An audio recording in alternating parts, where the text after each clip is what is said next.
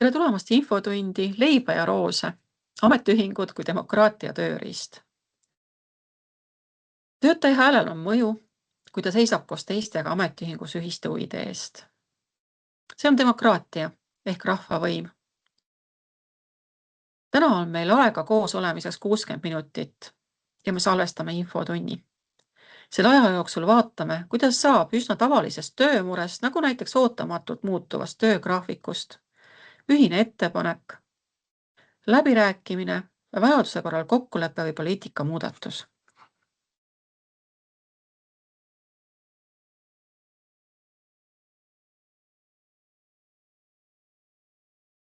Tänase tunni lähtekoht on väga lihtne. Demokraatia ei piirdu vaid valimistega ja valimiskasti juures hääletamisega. Töökohal tehtavad otsused mõjutavad iga töötaja sissetulekut, tervist, aega ja pereelu. Võimalus neid otsuseid ametiühingu liikmena koos teiste töötajatega mõjutada on üks demokraatliku ühiskonna tunnus. Nii vaatame me täna otsa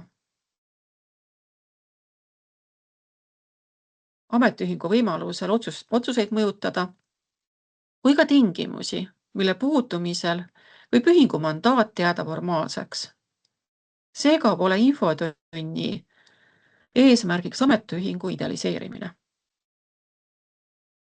Räägime ametiühingust täna kui praktilisest demokraatia taristust, mis loob tee üksiku töötaja kogemusest ametiühingu mandaadini, tööandjaga läbirääkimiseni ning riikliku poliitika kujunduseni.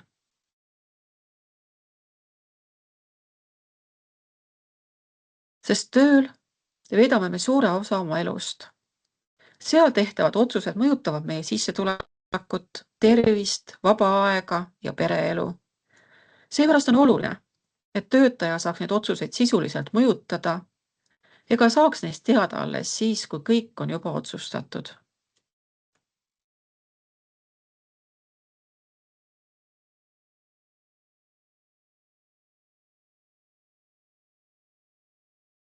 Leib ja roosid võtab selle mõtte hästi kokku.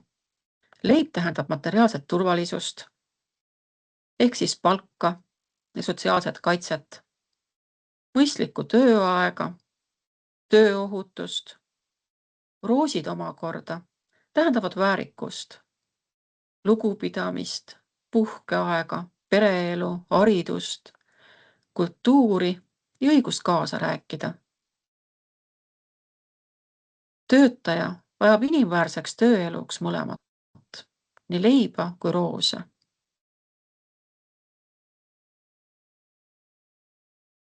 Väike ajalooline täpsustus. Väljendit hakati kasutama juba 1911. aastal ning see kinnistus USA-s 1912. aasta tekstiilitööliste streigi ajal. Loosungi täpne kasutamine streigi ajal pole kindlalt tõestatud, kui streigiga esitatud ühine nõue palgale, tööajale ja väärikusele on kindel. Ja sealt peale on hakatud leiba ja roosi kui sloganit kasutama ametiühingust rääkides.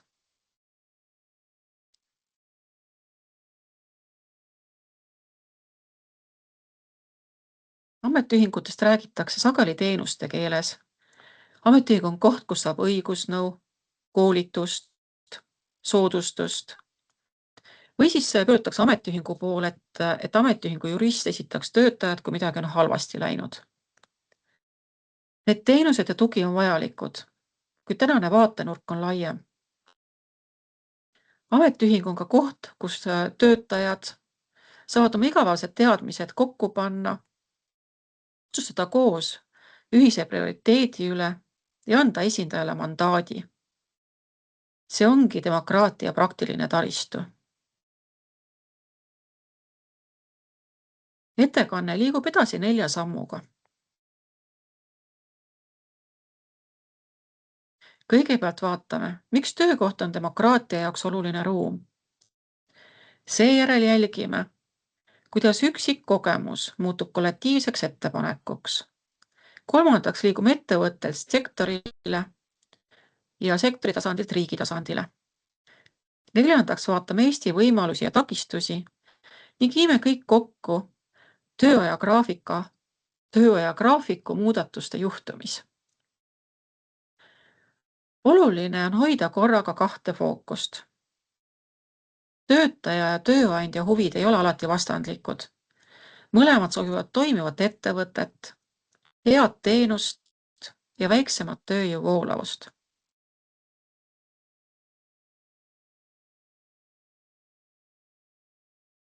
Samas ei ole nende läbirääkimisjõud enamasti võrdsed. Tööandjal on juhtimisõigus, info, ressursid ja võimalus otsustada. Üksikul töötajal on aga sõltuvus oma sissetulekust ning piiratud aja ja ressursi taluvus. Ametiühing loob sellele erinevale kollektiivsele suhtumisele vastukaalu. Ühe lausega öeldes vaatame täna, kuidas kogemus liigub mööda demokraatlikku ahelat.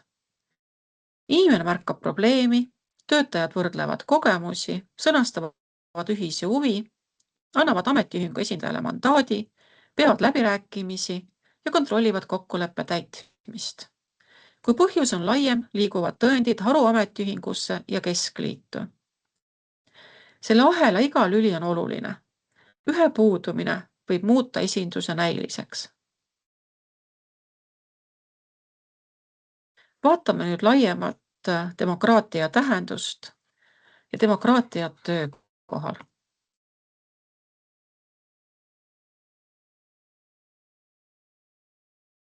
Töökohal jagatakse riski otsustusõigust.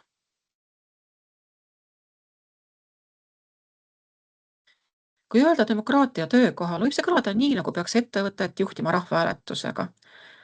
Seda ma ei arva. Tööandjal on juhtimisõigus ja vastutus, et organisatsioon toimiks. Töötaja vaatenurgast on demokraatlik küsimus see, kas tal on enne olulist otsust piisavalt teavet, võimalust oma kogemusi teistega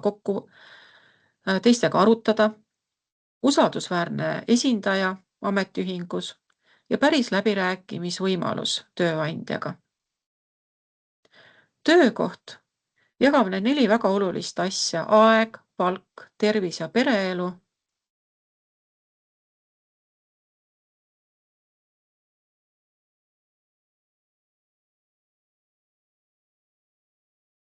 Otsustusõigusega. Vahetusega töötades määrab tööaja graafik, millal töötaja saab oma laste ja lähedastega koos olla, pereelu planeerida ja muid endale vajalikke toiminguid teha. Palk aga määrab, kui palju on tal turvatunnet ja valikuvabadust, töökoormust ning ohutust mõjutavad tervist. Koondamisotsused võivad mõjutada ka korraga nii peret, töökollektiivi kui tervet piirkonda.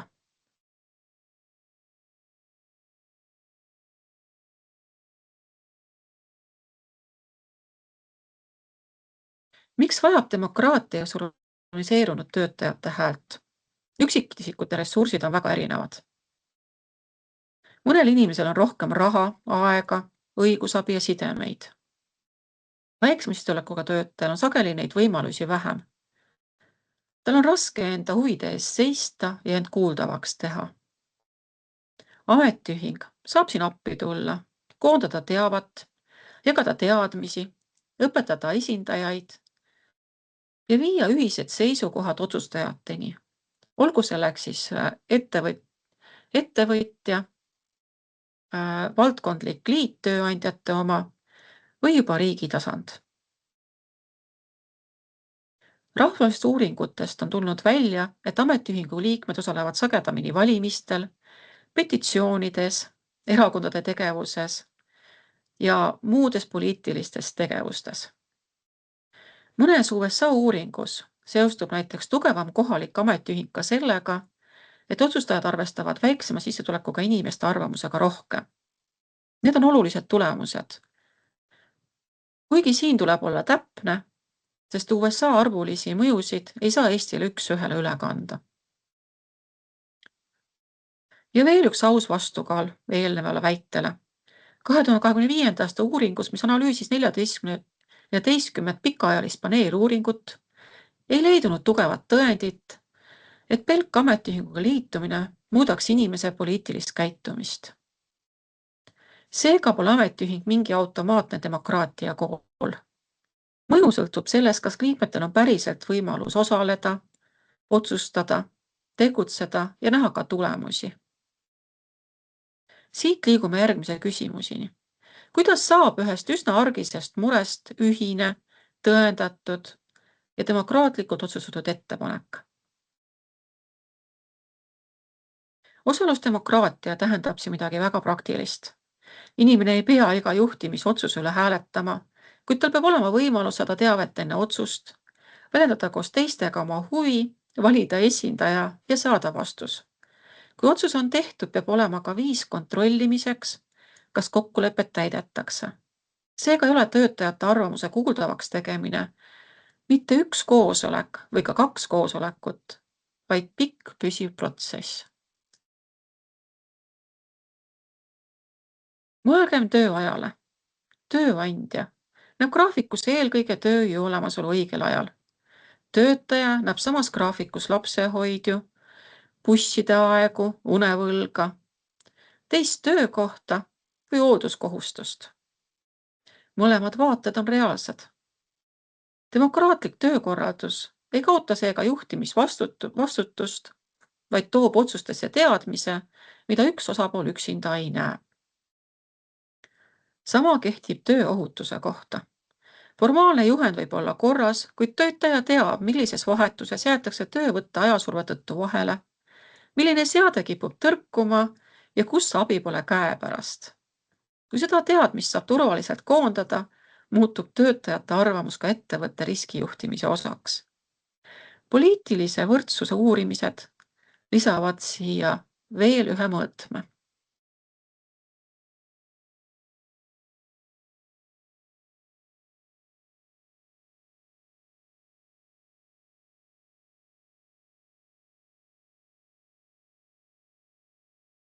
Ressursid jagunevad ühiskonnas ebaühtlaselt.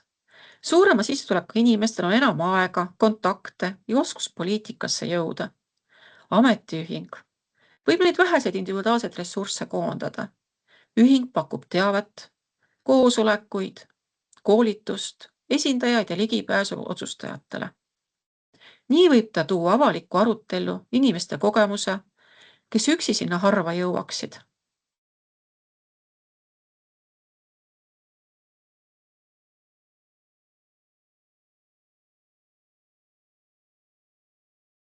Ametiühing ei tohi oma uurimistulemustest teha ka liiga suuri lubadusi, sest seos ametiühingu liikmesuse poliitilise osasolu vahel ei tõesta, et liikmekaar iseenesest inimest muudab. Põhjus võib olla ka selles, et aktiivsemad inimesed liituvad sagedamini teiste tegevustega või siis ametiühinguga. Kõik usutavam järeldus on tagasihoidlikum. Ametiühing võib olla demokraatia kool ja ligipääs töökohal tehtavatele otsustele.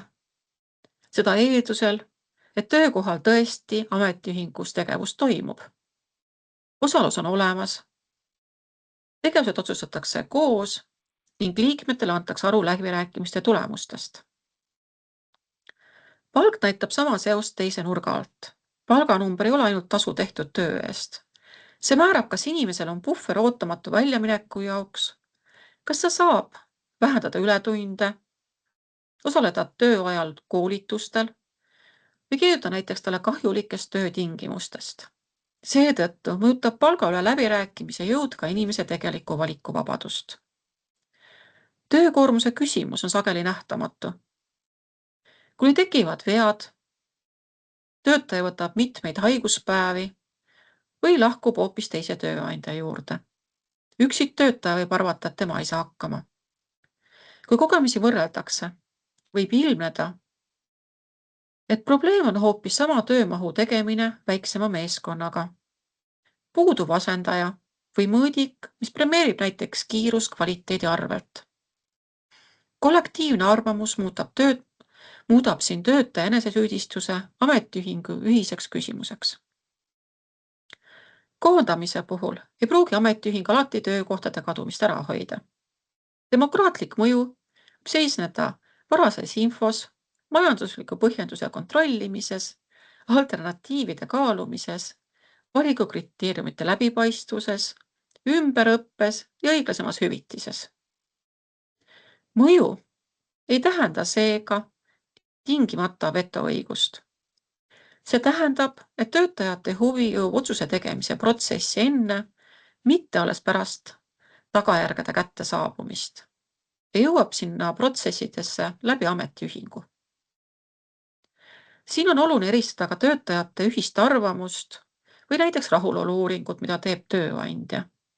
Uuring võib anda juhtkonnale küll kasulikku infot, kuid vastanud töötaja ei otsusta, milline küsimus on ühine prioriteet, kes tema nimel räägib ega milline kokkulepe on piisav.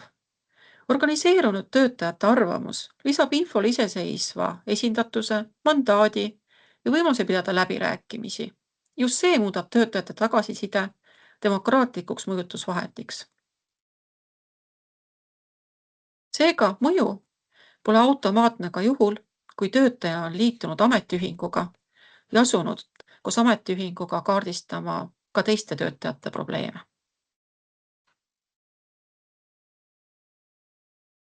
Veel üks oluline aspekt. Tihti on osa meist valjuhäälsed, räägivad kõva häälega.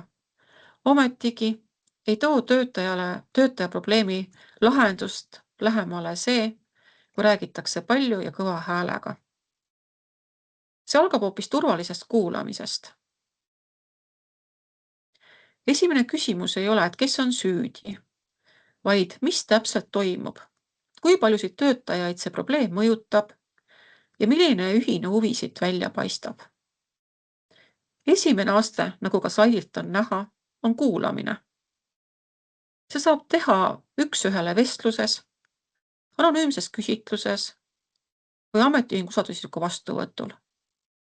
Inimesel peab olema võimalus rääkida konfidentsiaalselt ja ka võimalus mitte vastata küsimustele, kui see on tema jaoks ebamugav. Teine aste on kaardistamine. Me otsime probleemi mustrit, kui sageli probleem tekib, keda see mõjutab, millised on tagajärjed ja milline osa põhineb faktil, milline omakorda oletusel. Kolmas aste on ühine ettepaneku sõnastamine. Ettepanek, juhtkond peab inimestest rohkem hoolima, on halb. See on tunne, igale inimesele mõistetav, kuid sellist ettepanekut on väga raske tööandjaga läbi rääkida. Parem ettepanek ütleb, milline töökorralduse reegel peab muutuma, miks see on vajalik, kuidas see töötab ja kuidas me saame hiljem hinnata, kas lahendus toimib. Neljas aste on kokkuleppimine. Ehk siis me anname ametiühingu usaldusisikule või siis delegatsioonile esindusõiguse ehk mandaadi. Mandaat tähendab, et esindajal on selge volitus, mida me taotleme, milliseid kompromisse võib kaaluda ja millise otsusega tuleb enne selle väljaütlemist ja kinnitamist liikmed juurde tagasi tulla. Mandaat iseenesest ei nõua täielikku üksmeelt igas detailis. Küll aga nõuab see ausat otsustusviisi ja võimalust eriarvamust kuulata. Ja ka kuulda.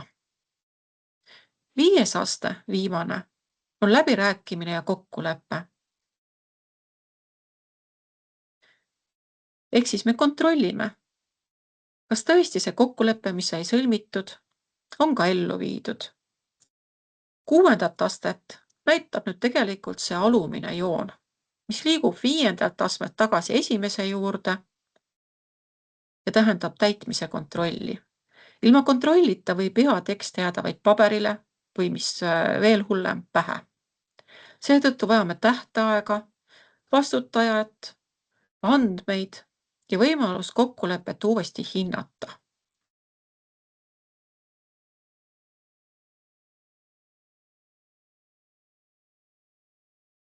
Nüüd jõuame reaalse probleemini.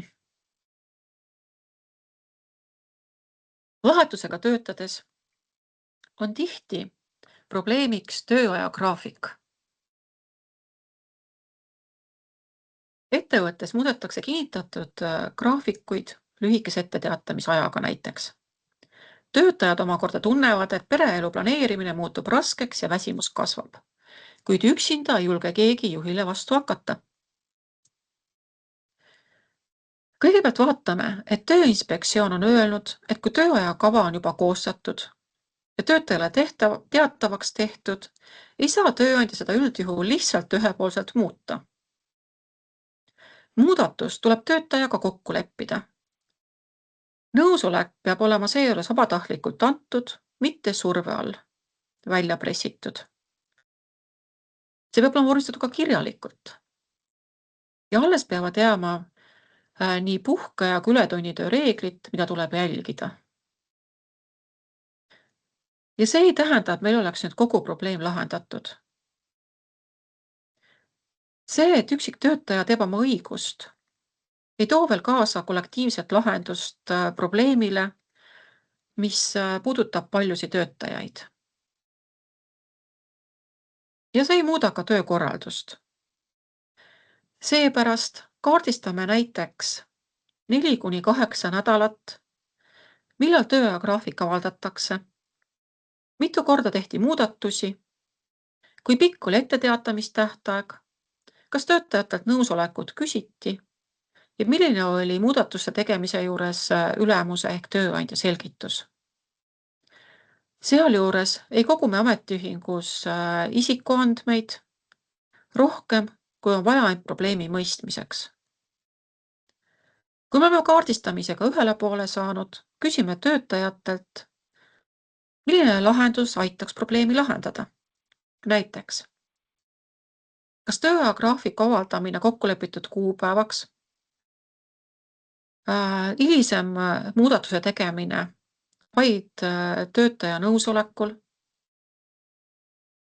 vahetuste vabatahtlik vahetamine, kirjalikult ära kirjeldatud erakorralised juhtumid ning lisaks näiteks kokkulepe, et 3 kuu pärast hinnatakse, kui sageli muudatusi tehti. Pange tähele, need on läbirääkimisettepaneku näited, mitte seadusest automaatselt üle tulevad nõuded. Kui töökohal on ametiühing, annavad liikmed seejärel mandaadi usaldusisikule või siis delegatsioonile. Kui ametiühingut ei ole, saavad töötajad valida usaldusisiku või asutada ametiühingu. Kuid töötajate usaldusisikul ei ole sama roll ametiühingu usaldusisikuga.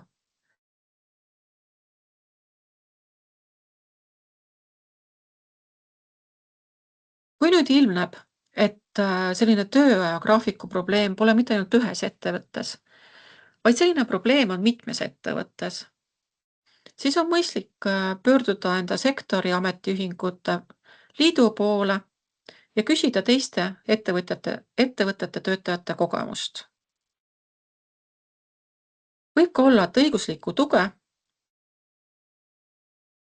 ja võimalust vältida seda, et üks esindaja jääb ainukesena töötajate huve kaitsma. Kui nüüd minnakse läbirääkimistele, tasub sõnastada ka tööandja õigustatud huvi. Ehk siis tööandja huvi on, et tootmine või teenus peab toimima ja ootamatuid puudumisi ei tohiks tekkida. Hea lahendus arvestab sellega.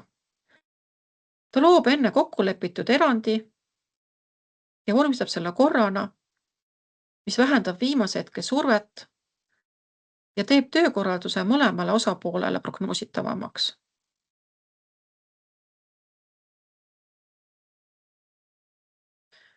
Nagu ma enne ütlesin, kui sama muster kordub paljudes sektori ettevõtetes, pole see enam ainult ühe töökoha küsimus. Siis liigub probleem koos tõenditega juba aru ametiühingusse ja vajadusel sealt edasi keskliitu, kui murekohaks on hoopis seaduses olev punkt, mis seab piiranguid. Sõna mandaat võib siinjuures kõlada ametlikult, kuid selle sisu on lihtne. Esindaja peab teadma, kelle nimel ta räägib, milline tulemus on soovitud, millistes piirides võib ta teha kompromissi ja millal peab ta liikmete juurde tagasi tulema. Ilma mandaadita võib esindaja küll olla heatahtlik, kuid tal puudub demokraatlik alus väita, et tema ettepanek väljendab töötajate ühist huvi. Tööajagraafiku juhtumis võiks turvaline kaardistamine kesta ettevõttes näiteks 4–8 nädalat. Iga muudatuse puhul märgitakse juurde kuupäev, kui palju sellest ette teatati, mitut vahetust muudatus puudutas, kas töötajate nõusolekut küsiti ja millise põhjenduse tööandja andis. Mõju kohta piisab märkida kategooriad, näiteks transpordiprobleem, puhkeaja risk või hoolduskohustuse häire. Inimese tervisediagnoosi või perekondliku elu üksikasju pole vaja koguda. Alles seejärel saab hakata eristama probleemi ja lahendust. Probleem pole tingimata see, et graafik ei või kunagi muutuda. Teenuse osutamisel või töötamisel võib ette tulla ootamatuid puudumisi, näiteks siis, kui töötaja haigestub või töömahu muutusi. Probleem on siin hoopis selge korra puudumine, liiga lühike etteteatamisaeg, vaikimisi eeldatud nõusolek ja see, et paindlikkuse kulu jääb alati töötajale. Ühise ettepaneku sõnastamisel tasub vältida ebamääraseid väiteid, nagu palume siiski arvestada. Läbiräägitav tekst peab vastama 5 küsimusele. Millal graafik avaldatakse? Kuidas hiljem tehtavat muudatust küsitakse? Millised erandid on lubatud? Kuidas suhtutakse töötaja keeldumisse? Ning millal vaadatakse kokkulepitud reegli toimimine üle? Mida konkreetsem on ettepanek, seda lihtsam on hinnata nii tööandja kui töötajate vaatest, kas kokkulepe töötab.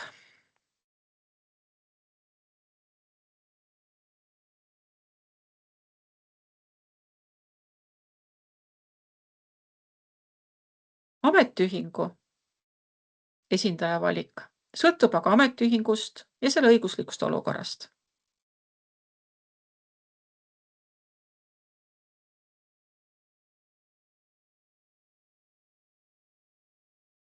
Oluline on, et esindajal oleks usaldus, teadmised, ligipääs nõule ja kokkulepitud aruandekohustus. Läbirääkimiste eel valmistatakse ette 2 asja. Töötajate põhieesmärk ja tööandja võimalikud mured. Kui töötajate põhieesmärk on prognoositav, võib tööandja mure olla näiteks asenduse leidmine. Siis ei pea läbirääkimist jääma vastasseisu, graafikut ei muudeta kunagi ja juht peab alati saama graafikut muuta vahele.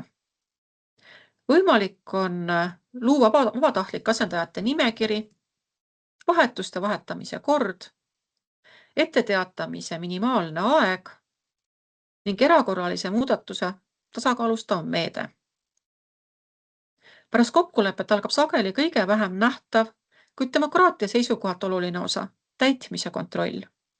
Liikmed peavad teadma, milles kokku lepiti, kellele rikkumisest teatada ja millal tulemusi hinnata. Esindaja annab aru nii saavutatud tulemustest kui ka tehtud kompromissidest. See ametiühingu esindajalt liikmetele antud tagasiside loob järgmisteks läbirääkimisteks usalduse.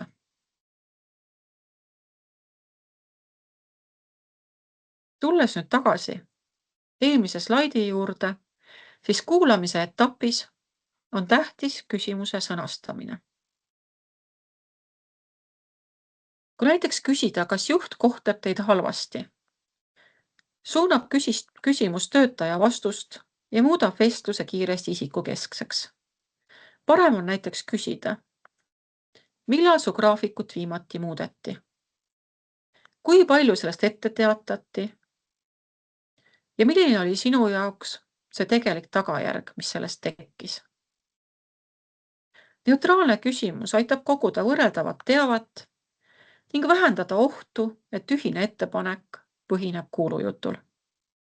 Kaardistamine ei ole petitsioon, kus eesmärk on võimalikult kiiresti palju allkirju koguda. Kõigepealt püütakse aru saada,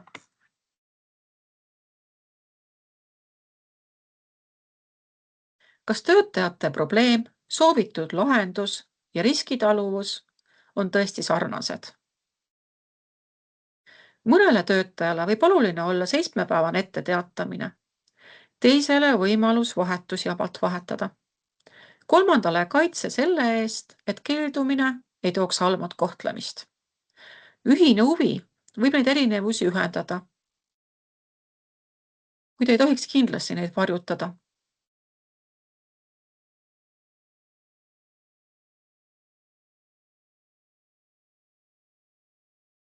Kui nüüd hakatakse otsustama, peab olema teada, kes otsustab. Kas ettepaneku kinnitavad ainult ametiühingu liikmed, kogu töötajate koosolek või volitatud delegatsioon? Milline häälte enamus on vajalik? Kas läbirääkijal on õigus sõnastust tehniliselt muuta või kas sisulises punktis võib järele anda? Need küsimused tunduvad formaalsed, kuid kaitsevad tegelikult nii esindajat kui liikmeid hilisemate pettumuste eest. Ametiühingu delegatsioon vajab ka varuplaani. Mis juhtub, kui tööandja ettepaneku tagasi lükkab? Kas küsitakse täiendavaid andmeid? Tehakse katseperiood? Kaasatakse vahendaja? Pöördutakse haruametiühingu poole või kasutatakse kollektiivse surve vorme? Varuplaan pole ähvardus. See ei ole ähvardus korraldada streik näiteks. See aitab hoopis vältida olukorda, kus esindaja nõustub tööandja poolt esimese pakkumisega lihtsalt sellepärast, et ta pole läbi mõelnud järgmist sammu.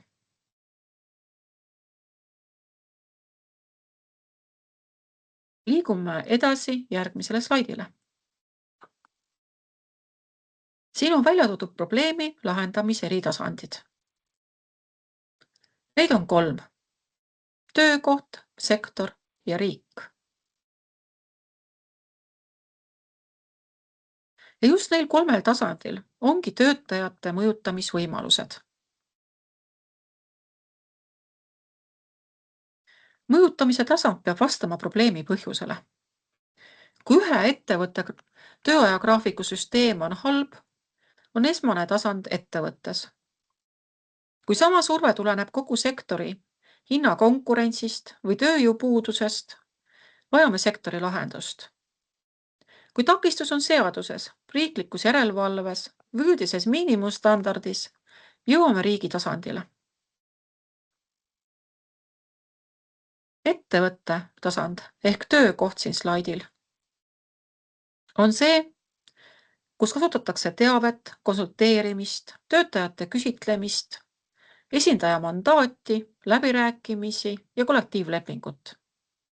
Kõige olulisem on, et kokkulepe oleks piisavalt konkreetne, kes teeb mida, mis ajaks, milliste eranditega ja kuidas täitmist mõõdetakse.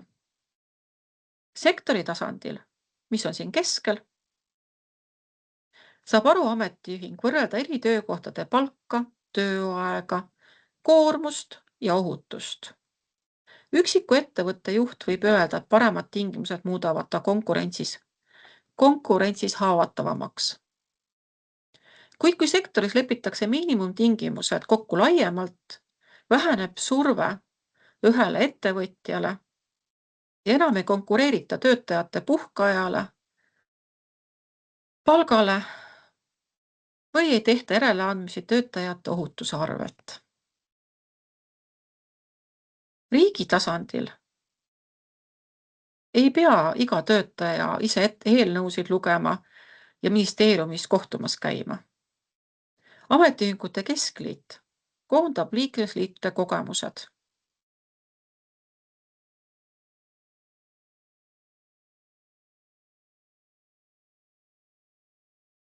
Tellib kasutab analüüse, esitab ettepanekuid, osaleb sotsiaaldialoogis ja vajadusel ka avalikus arutelus. Oluline on, et riigi tasandile jõudev seisukoht oleks seotud töökohtade reaalse kogemuse ja liikmete mandaadiga. Seetõttu on näha slaidil number 8, kuidas töökohalt liigub töötajate kogemus, kogutud tõendid ja mandaat sektori tasandile ja sealt juba edasi koondatakse riigi tasandile, mida esindab Ametiühingute Keskliit.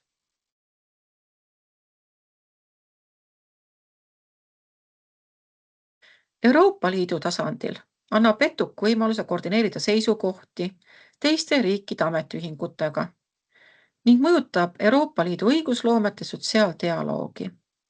ILO standardid määratlevad aga ühinemisvabaduse ja kollektiivläbirääkimised põhiõigusena ning pakuvad rahvusvahelist järelevalveraami.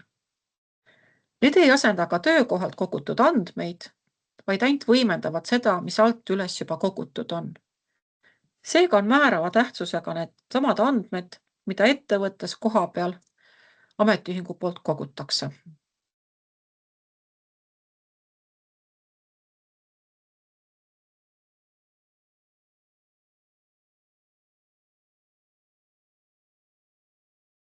Vaatame nüüd konkreetseid teemasid.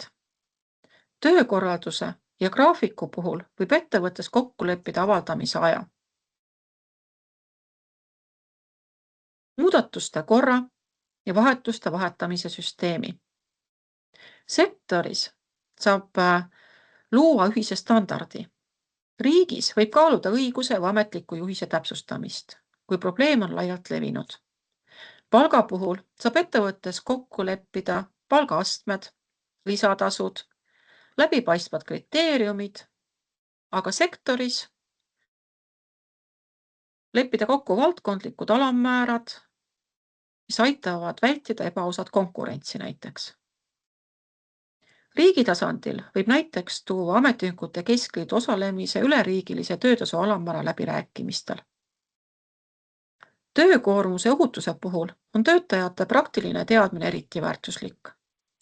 Inimene, kes teeb iga päev tööd, näeb sageli riske ja pudelikaelu enne juhtimistasandit. Ametiühingu esindaja ülesanne on muuta see teadmine süsteemseks ettepanekuks. Mitte jätta seda üksiku inimese teadmiseks või vastutuseks. Koondamiste puhul on mõju sageli selles, et töötajad saavad varem teavet, pakuvad alternatiive, hindavad valikukriteeriume, räägivad läbi ümberõppe või ümberpaigutamise ning ametiühing jälgib, et koondamismenetlus oleks õiglane. Koondamine leiab küll enamasti aset, kuid töötaja jaoks võivad selle läbiviimine ja tagajärjed olla tänu ametiühingule palju pehmemad. Miks aga peaks tööandja sellesse oma aega panustama? Kollektiivleping võimaldab suure hulga töötajatega leppida korraga kokku selged reeglid. See võib vähendada arusaamatusi ja vaidlusi ning muuta töökorralduse prognoositavaks. Seda nii ühes ettevõttes kui terves valdkonnas. Samal ajal jääb aga alles huvide erinevus.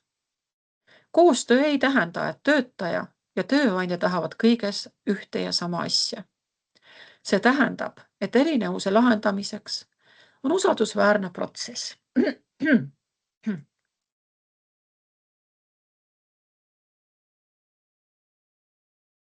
Ettevõtte tasand sobib siis, kui põhjus ja lahendus on peamiselt ühe tööandja kontrolli all.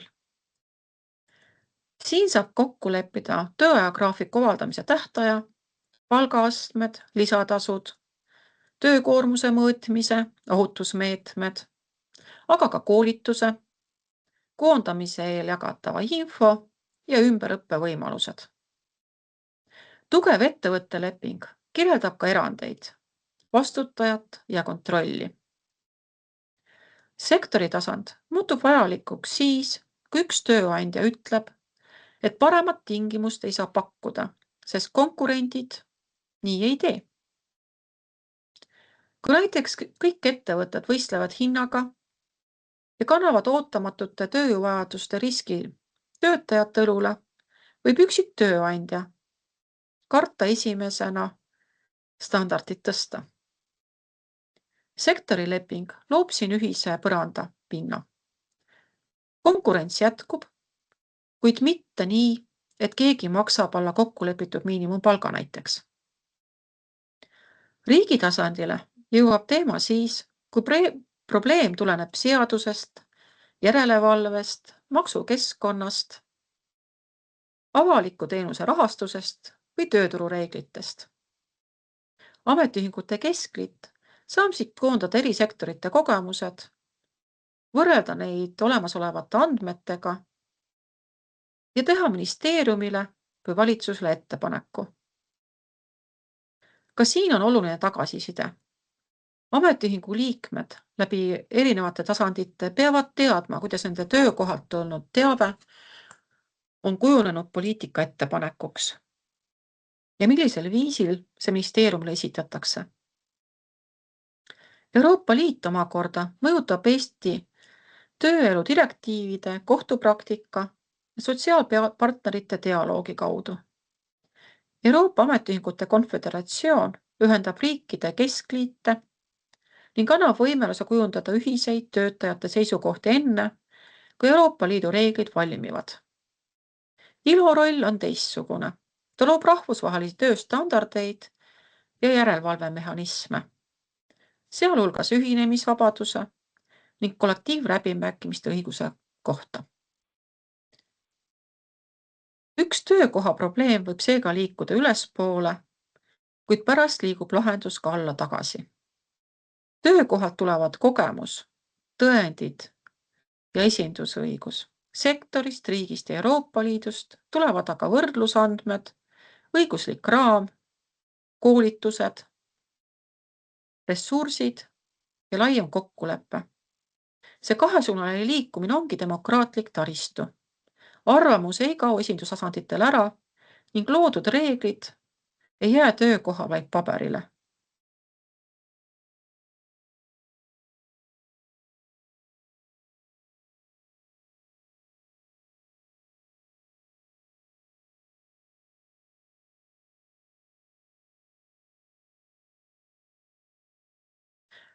Räägime ka sellest, mis asi on sotsiaaldialoog. Sotsiaaldialoog tähendab töötajate, tööandjate ja tihti ka riigi struktureeritud suhtlust töö- ja sotsiaalpoliitika üle. See ei eelda, et osapooled on kõiges ühel meelel. Vastupidi, dialoogi väärtus ilmneb siis, kui huvid erinevad, kuid otsitakse põhjendatud, läbipaistvat ja täidetud lahendust. Ilma organiseeritud töötaja pooleta võib dialoogist saada konsultatsioon, kus üks pool räägib, kuid otsust see ei mõjuta. Konsulteerimine ja kollektiivläbirääkimine pole päris üks. Konsulteerimisel kuulab tööandja töötaja arvamuse ära, kuid lõpliku otsuse võib teha ise. Kollektiivläbirääkimisel püütakse jõuda vastastikku siduva kokkuleppeni. Mõlemad võivad olla vajalikud, kuid töötaja peab teadma, kummas protsessis nad osalevad ja milline on esindaja otsustusruum.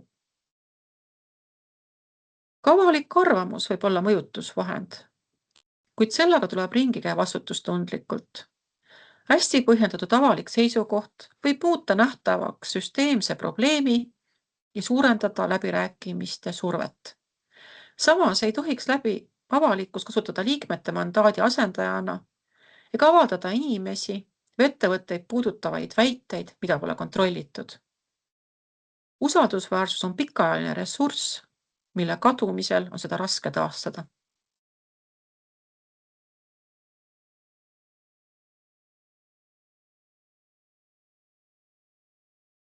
Eestis on töötajad riiklikult esindatud. Siin tuleb vaadata eraldi kahte arvu. Ametiühingute katvus on 6%, aga töötajate kollektiivlepingutega kaetus on 19%. See kollektiivlepingutega kaetus näitab, kui suur osa läbirääkimisõigusega töötajatest on lepingutega hõlmatud. Kolmas näitaja on tööandjate organisatsiooni tihedus. 67% tööandjatest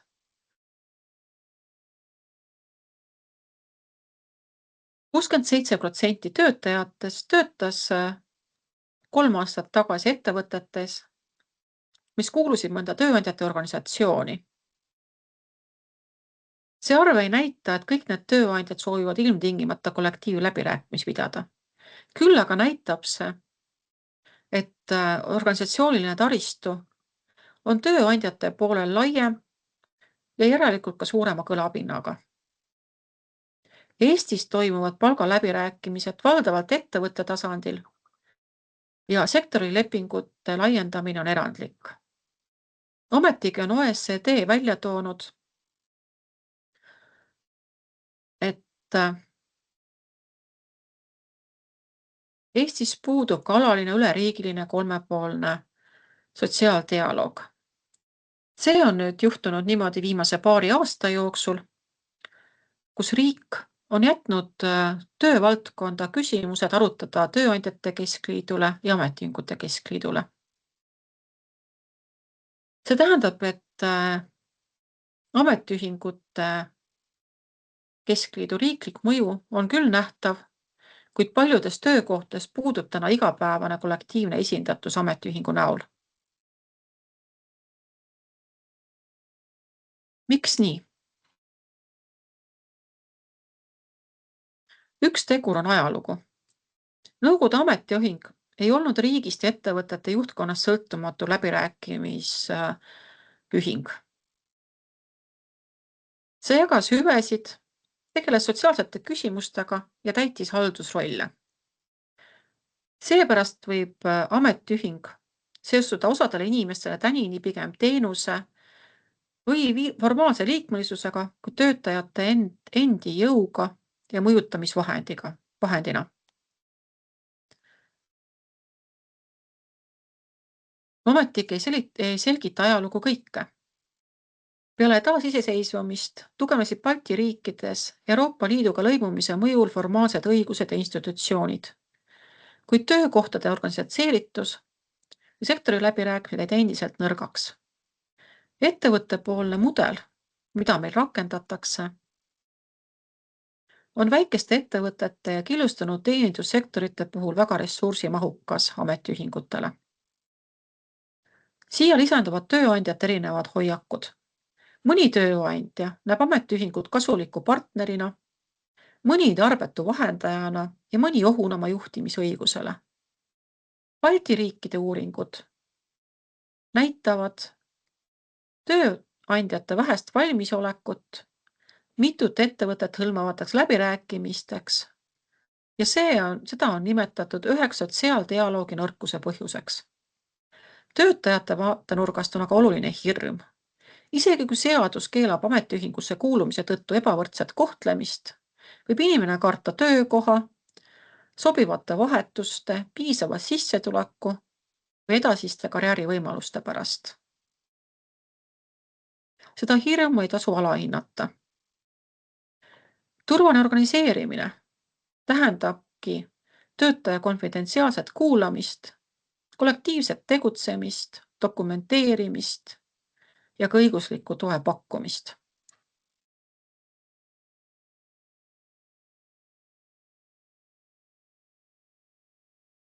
Ametiühingu Keskliidu tugevuseks on ühenduslüli roll. Keskliit ühendab praegu 14 ametiühingut.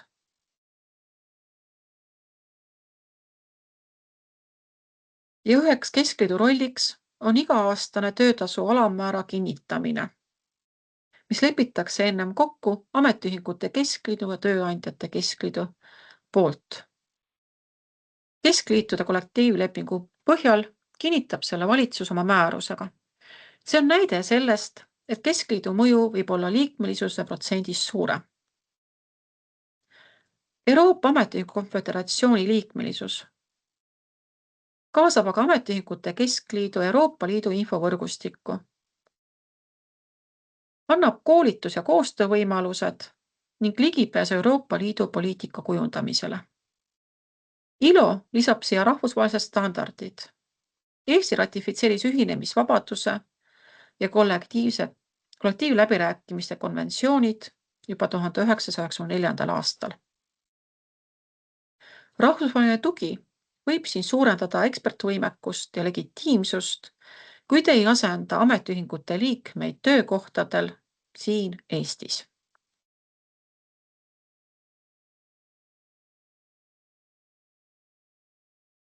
Edasi vaatame mõju legitiimsust. Esiteks osalus. Kas liikmed saavad ametiühingus turvaliselt rääkida ja otsustada? Teiseks esinduslikkus. Kas kuulatud on eri ametite esindajad? Töötajad, kes töötavad erinevates vahetustes, räägivad erinevates keeltes, on mitmes vanuses ja harrastavad mitmeid töövorme. Kolmandaks sõltumatus. Kas otsuseid langetavad töötajad ise? Mitte tööandja, riik või mõni poliitiline erakond. Neljandaks on võimekus.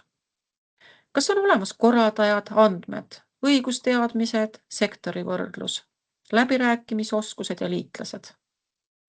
Viiendaks kõlab vastus. Kas esindaja annab aru, mida ta taotles, millise kompromissi tegi ja mis sai pärast kokkulepet? Liikmete arv loeb, kuid mõju ei võrdu ainult liikmete arvuga.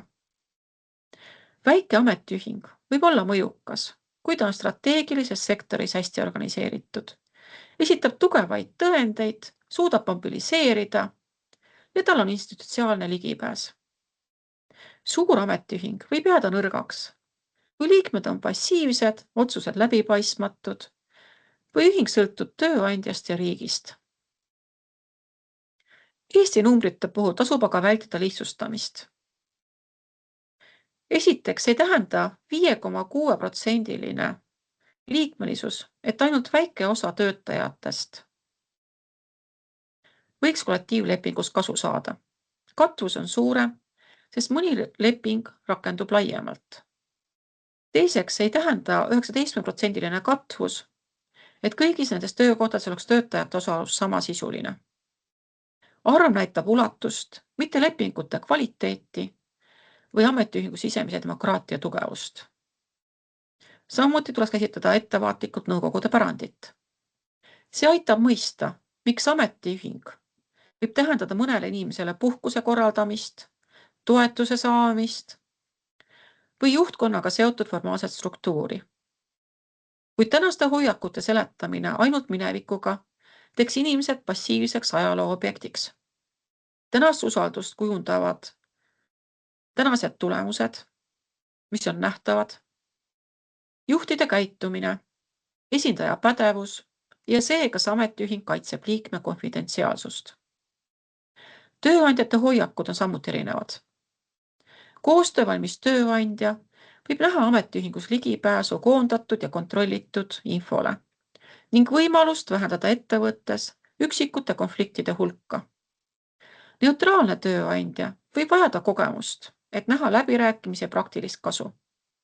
Tööandja ametiühingu vastane käitumine võib aga suurendada töötajate isiklikku riski ja sundida ametiühingut panustama rohkem õigusabile, dokumenteerimisele ja avalikule legitiimsusele.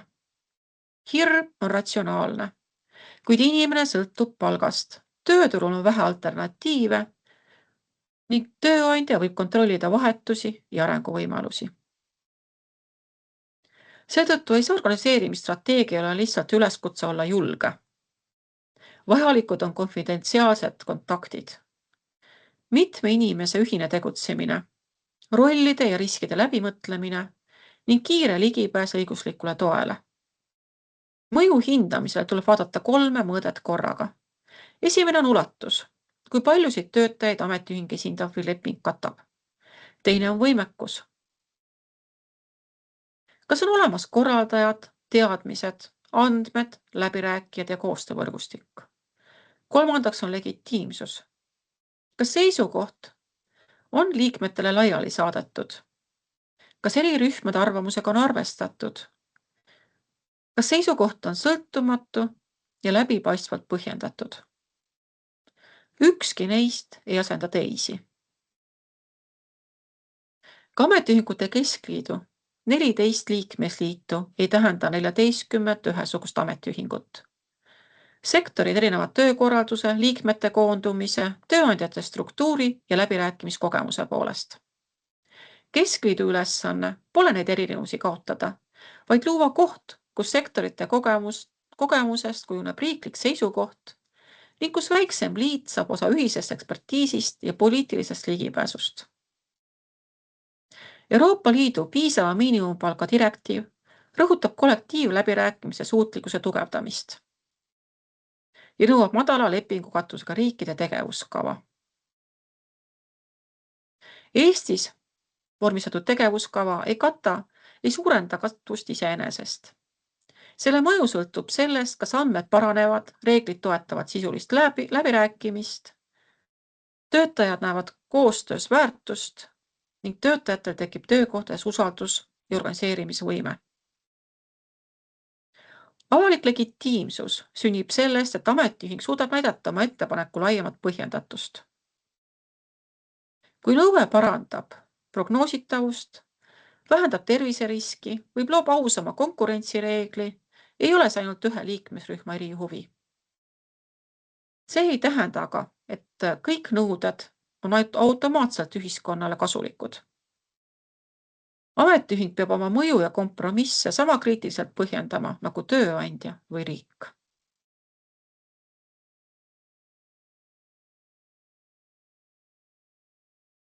Võtame nüüd kogu mõjuahela ühe juhtumi abil kokku.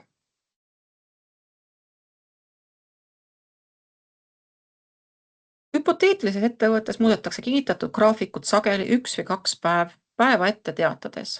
Juht põhjendab seda ootamatute puudumiste ja teenuse toimimisega. Töötajad vajavad aga pereelu, transpordi ja puhkeaja planeerimisel prognoositavust.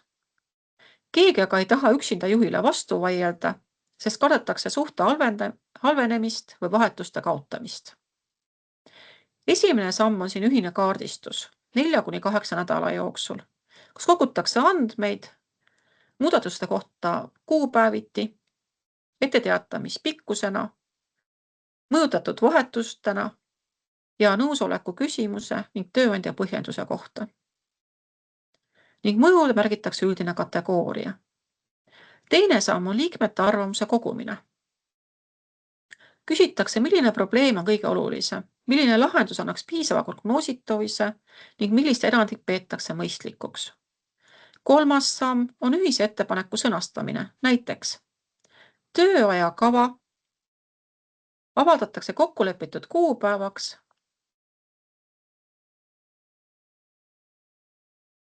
ning seejärel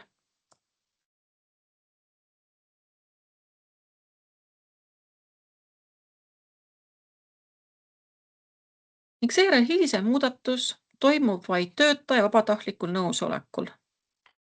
Ja esmalt kasutatakse asendajate nimekirja ning keeldumine ei too kaasa näiteks survet töötajale. Läbirääkimistel ei piisa positsioonide kordamisest. Töötajate huvi on siin ettearvatavus ja puhkus, tööandja huvi aga töö jätkumine. Kompromissi võib kirjeldada dokumenteeritud erandi vabatahtliku asendamise korra, hüvitise asenduspuhkusena. Ning näiteks iga 3 kuu järelt vaadatakse koos üle. Kui nüüd sama probleem kordub mitmes ettevõttes või konkurents sunnib tööandjaid paindlikkuse kulusid töötajate kandma jätma või kohalik esindus ei saa tugevat reeglit läbi rääkida, liigub teema haru ametiühingusse, mis on sektoripõhine.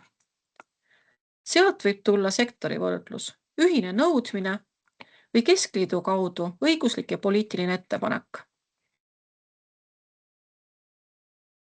Siin on oluline jälgida, et Tööinspektsiooni selgituse järgi ei saa juba teatavaks tehtud tööajakava tööandja lihtsalt ühepoolselt muuta. Kokkulepe peab olema vabatahtlik ja kirjalikult vormistatud.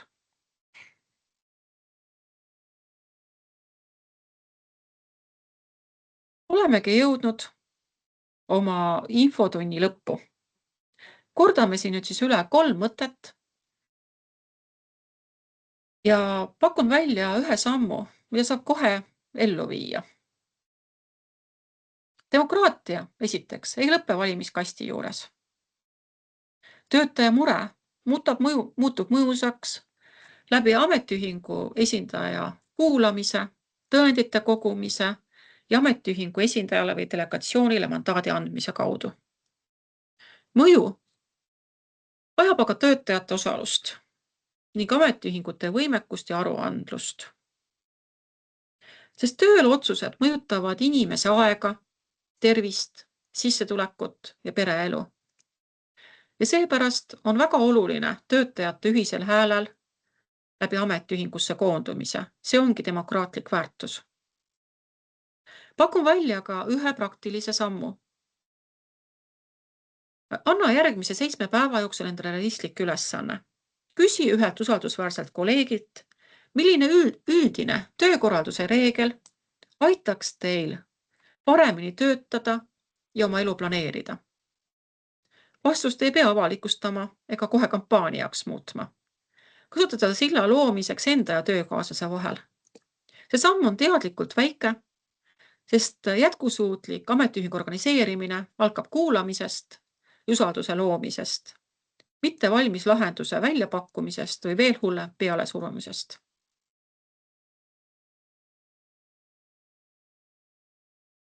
Kui sul tekkis nüüd küsimusi, siis palun, saada need mulle kirjalikult. Siin viimasel slaidil näed sa mu meiliaadressi. Ma ootan neid küsimusi sinna ja vastan hea meelega.